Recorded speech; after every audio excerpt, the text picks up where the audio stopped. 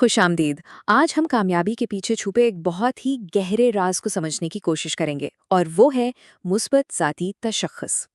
आइए देखते हैं कि एक इंसान अंदर से खुद को कैसे देखता है और ये चीज़ उसकी पूरी बैरूनी दुनिया को कैसे शक्ल देती है। अच्छा, तो नाकाम और कामयाब लोगों की सोच में आखिर बुनियादी फ़र्क होता क्या है? ये फ़र्क सिर्फ उनके देखने के अंदाज में है। एक नाकाम ज़हनियत ये सोचती है कि कुछ नहीं हो रहा, जबकि एक कामयाब ज़हनियत ये मानती है कि तब्दीली हो रही है, मैं बदल रहा हूँ, मैं आगे बढ़ रहा हूँ। और यकीन कीजिए, यही वो शुरुआती नुक्ता है जो सब कुछ बदल देता है। हमारे दौर की शायद सबसे बड़ी दरियाफ्त थी खुद की तस्वीर, यानी सेल्फ इमेज की ताकत है। ये बिल्कुल एक छुपी हुई चाबी की तरह है जो किसी भी शख्स की तमाम सलाहियतों का ताला खोल सकती है। ये कोई छोटी बात नहीं, ये कामयाबी की असल बुनियाद है। तो आज हम इस सफ़र को 5 हिस्सों में तय करेंगे। सबसे पहले हम कामयाबी के इस पोशीदा राज को समझेंगे, फिर देखेंगे कि ये ज़ाती तशख़्ख़ुस आखिर है क्या।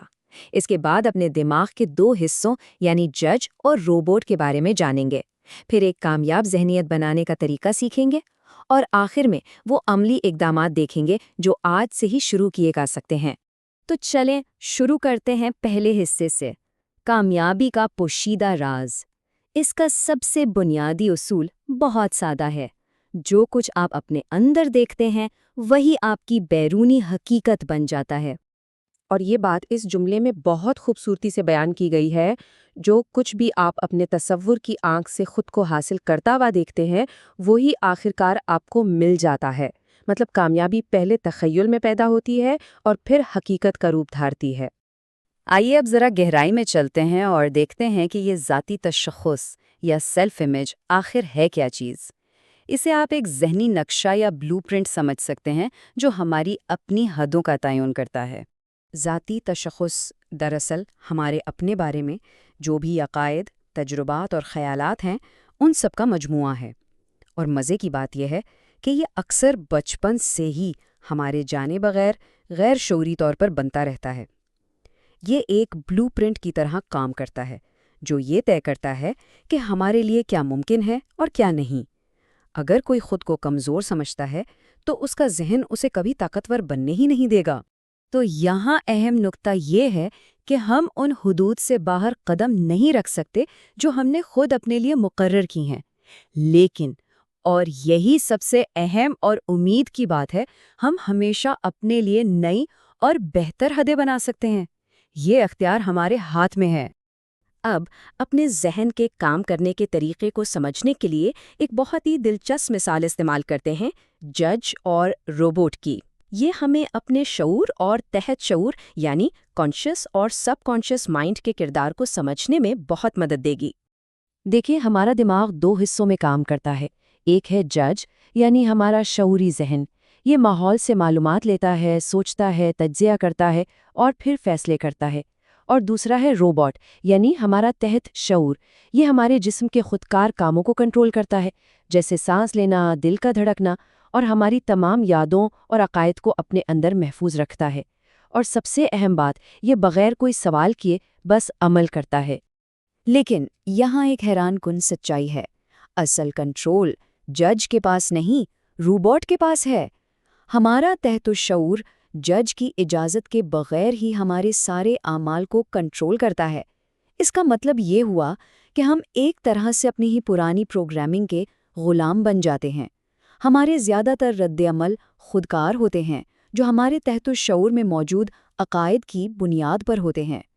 ये छोटी सी नज़्म इस रिश्ते को बहुत खूबसूरती से बयान करती है। मेरे पास एक नन्हा सा रोबोट है जो मेरे साथ हर तरफ रहता है। मैं उसे बताता हूँ कि मैं क्या सोच रहा हूँ, मैं उसे बताता हूँ कि मैं क्या देख रहा हूँ। अब वो मुझे खुद हुक्म देता है, चाहे वो सही हो या गलत।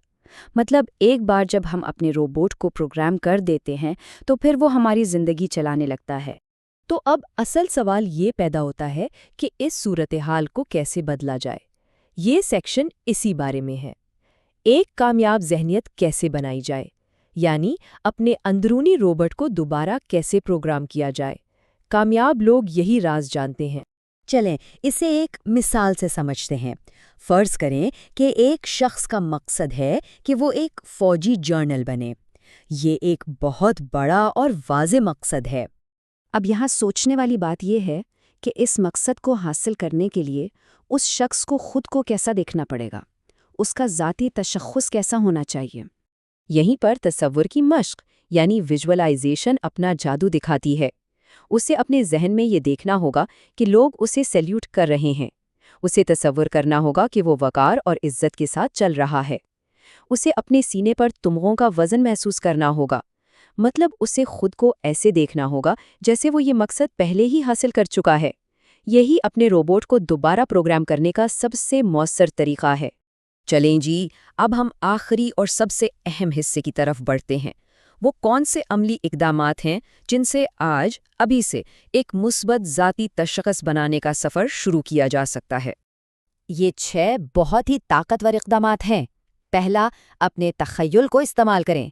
فارغ وقت میں، خاص طور پر رات کو سونے سے پہلے، آنکھیں بند کر کے پوری طرح محسوس کریں کہ آپ نے اپنا سب سے اہم مقصد حاصل کر لیا ہے۔ یہ مثبت تصدیق آپ کے تحت الشعور کو کامیابی کے لیے تیار کرتی ہے۔ دوسرا، کامیاب لوگوں کی زندگیوں کے بارے میں پڑھیں۔ اس سے یہ سمجھنے میں مدد ملتی ہے کہ انہوں نے چیلنجز کو مواقع میں کیسے بدلا۔ تیسرا، اپنے اہداف کو لکھیں۔ اسے اپنی صبح کی روٹین کا حصہ بنائیں کہ آپ اپنے پیشہ ورانہ اور ذاتی اہداف پر نظر ڈالیں اور ہر 2 مہینے بعد انہیں تازہ کریں۔ چوتھا، دن میں خواب دیکھنے کی عادت ڈالیں، لیکن عمل کے ساتھ۔ ہر مشکل کو ایک رکاوٹ کے بجائے سیکھنے کے ایک نئے موقع کے طور پر دیکھیں۔ پانچواں، اپنے علم کے ذرائع کا انتخاب سوچ سمجھ کر کریں۔ صرف تفریح کے بجائے مفید کتابیں پڑھیں اور معلوماتی پروگرام دیکھیں۔ اور چھٹا، اپنے بارے میں ہمیشہ ایک بلند رائے قائم رکھیں۔ اپنے تصور کی آنکھ سے خود کو ہمیشہ ایک کامیاب شخص کے طور پر دیکھیں، چاہے حالات کچھ بھی ہوں۔ تو آخر میں یہ سوال ہر ایک کے لیے ہے، آج کوئی اپنے لیے کیا سوچ رہا ہے؟ کیونکہ جو آج سوچا جائے گا وہی اس بات کا تعین کرے گا کہ کل کیا بنا جائے گا۔